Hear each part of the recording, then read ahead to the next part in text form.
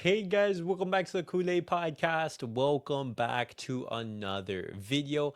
On today's video, guys, I'm going to be continuing to give you guys some transfer news. I want to be talking about Jonathan Tah, and I also want to be talking about Frimpong because Barcelona, they are looking for reinforcements in the transfer market. What is the latest in regards to these two Barcelona targets?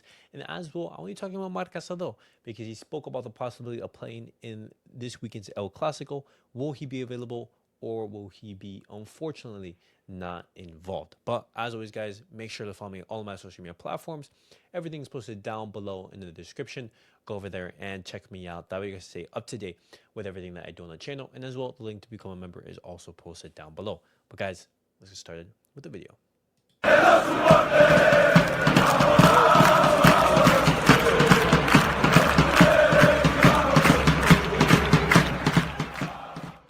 All right, guys, let's get started with the video. Let's talk about Jonathan Tah because we know that Jonathan Tah has been in a transfer target for Barcelona for the past couple of months. We know that in December, Barcelona, they made progress with Jonathan Tah. They were looking to bring him on, but that whole progress, the whole negotiations, it did stall because you did have Araujo staying at the club, you did have Eric García staying at the club, and so Barcelona, they weren't going to make any moves for the German center back in the winter transfer window, and the plan was always in order to bring him on in the summer transfer window, actually. And so Fabrizio Romano, he has reported that Bayern, they are in talks with Jonathan Tah, and so Barcelona, they're gonna have to decide in these next upcoming days/weeks, do they actually want the German center back? Because obviously there's been a lot of criticism in regards to Araujo, but if he doesn't leave, if Barcelona, they don't make any departures in the center back department, then Jonathan Tah isn't really needed.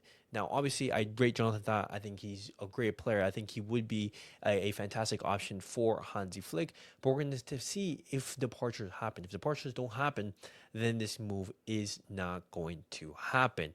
And I ask you guys, would you guys trade Araujo for Tah? Let me know down below in the comments. We'll see how everything develops.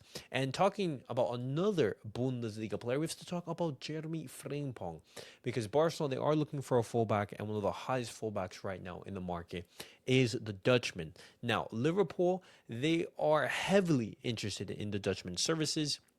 They actually have him as one of the main names in the shortlist in order to replace Alexander-Arnold, as he is going to be going to Real Madrid. We do know that. The here we go has been sent. Everything, he's going to be heading to Madrid and everything.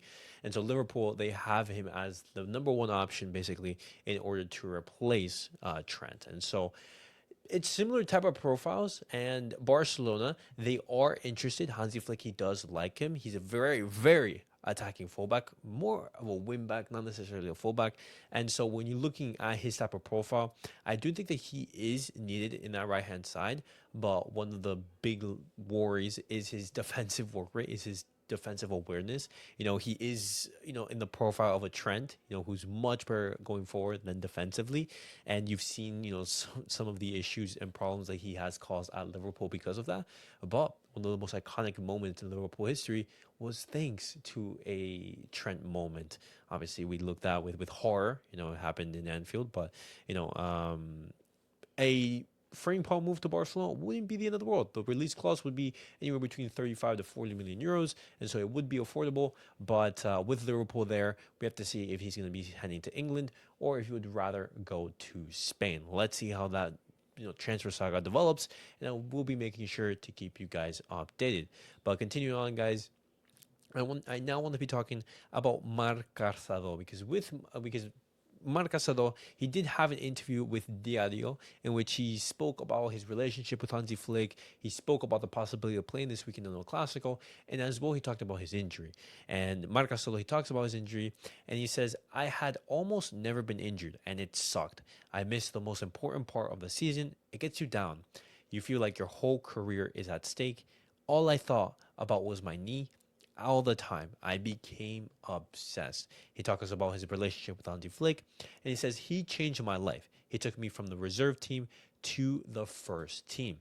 I was part of the B team and only played 3 games with the first team. I had some arguments because they wouldn't let me go back down, but all I wanted was to play football, especially wearing this shirt. if I wasn't going to play with the first team, I wanted to play with the reserves.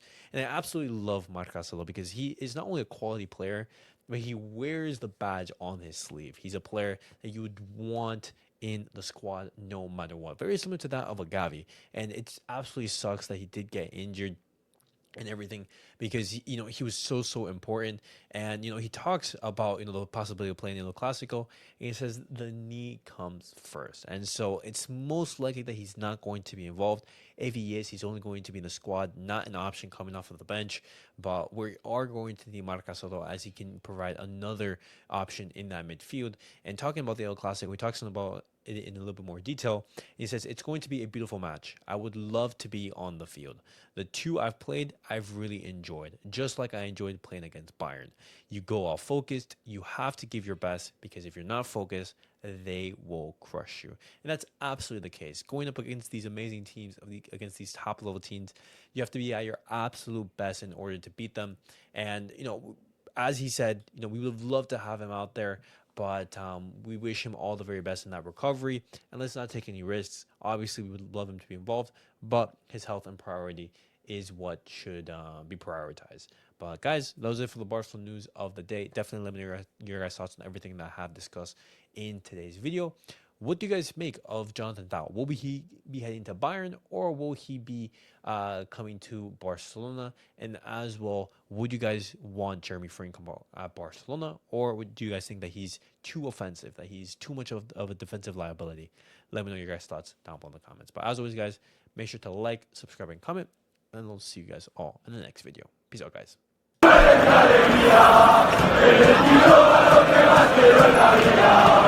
Cuando me muera no quiero nada de tu vida.